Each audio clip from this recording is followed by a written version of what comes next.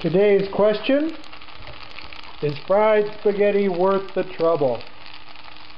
When I was a kid, I used to eat fried spaghetti for breakfast regularly because we would have spaghetti, and I mean, it's so good. Spaghetti, homemade spaghetti, is so good, and my mother was so good at making it that I would want to have it immediately for breakfast. And the only way we could heat it up back then was to fry it on the frying pan, on the stove. The microwave came along. Boo, microwave.